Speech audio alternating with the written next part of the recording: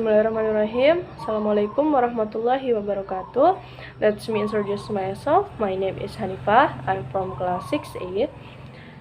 This video is meant to fulfill the individual task of error analysis by supporting lecturer Mr. Muhammad Ridho Khalid MPD.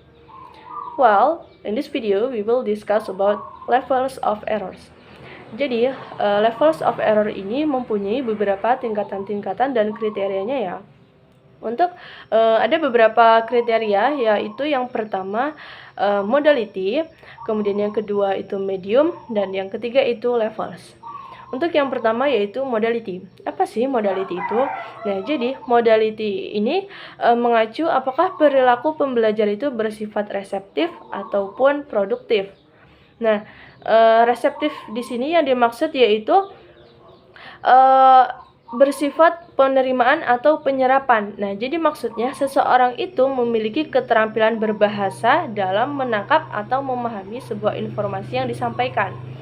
Nah, sedangkan produktif di sini yang dimaksud yaitu bersifat pengeluaran atau memproduksi bahasa baik lisan ataupun tertulis. Seperti itu. Kemudian yang kedua itu ada medium. Medium ini menunjukkan apakah bahasa yang dihasilkan atau diterima itu diucapkan atau tertulis. Seperti itu. Kemudian yang ketiga itu ada levels atau tingkatan-tingkatan. Nah, di dalam levels of error ini ada yang namanya pertama itu substance. Nah, substance ini dibagi lagi menjadi dua, yaitu ada misspelling dan mispronunciations. Nah, yang pertama itu ada misspelling. Nah, misspelling atau yang biasa kita sebut dengan salah ejaan atau salah dalam pengejaan. Nah, ini dipengaruhi dalam beberapa hal. Seperti yang pertama itu dipengaruhi oleh punctuation error atau kesalahan tanda baca. Nah, tentu saja kita sering ya memproduksi punctuation error ini dalam membuat sebuah kalimat misalnya.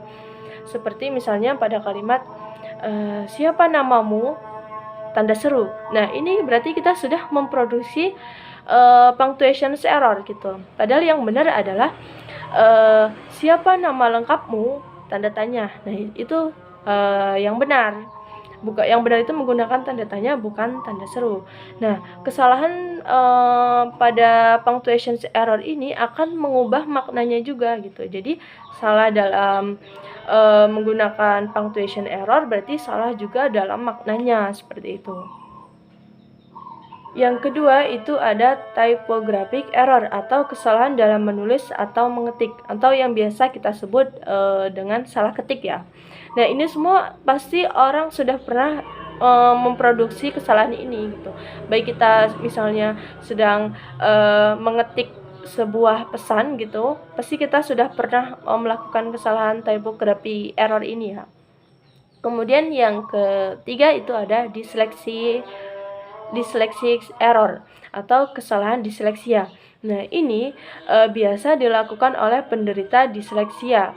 Nah, kesalahan ini yaitu kesalahan pemilihan dari dua huruf yang bisa mewakili suara yang sama. Misalnya pada kata park, P-A-R-C for park, P-A-R-K.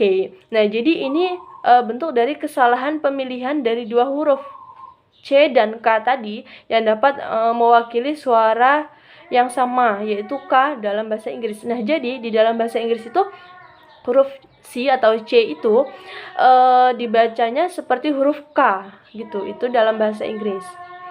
Kemudian yang terakhir itu ada confusibles atau kebingungan. Nah, selanjutnya dalam misspelling itu dibagi lagi menjadi dua jenis, yaitu yang pertama ada mispronunciation error, yaitu kesalahan pengucapan. Nah, jadi kita itu memproduksi sebuah kesalahan ini tuh hanya berdasarkan apa yang kita ucapkan atau apa yang kita dengar. Dan kita tidak tahu tuh bentuk tulisannya seperti apa. Itu. Kemudian yang kedua itu ada misencoding atau salah penyandian secara tertulis. Yang kedua yaitu ada mispronunciations. Nah, di dalam mispronunciations ini ada 3 jenis kesalahan. Yang pertama ada segmental, kemudian yang kedua ada kombinatorial, dan yang ketiga ada suprasegmental. Oke, yang pertama itu ada segmental.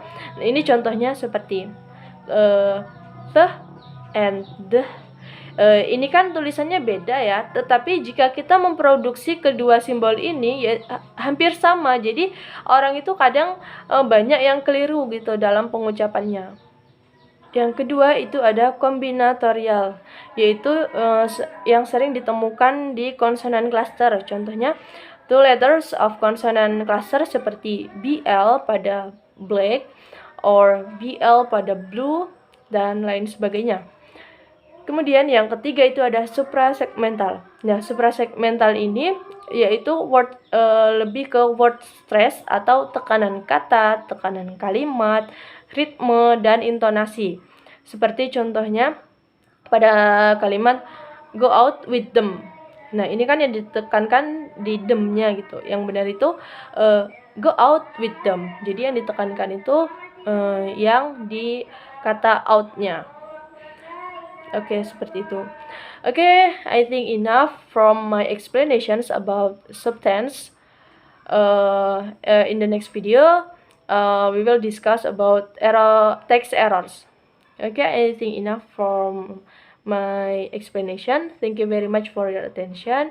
And wassalamualaikum warahmatullahi wabarakatuh.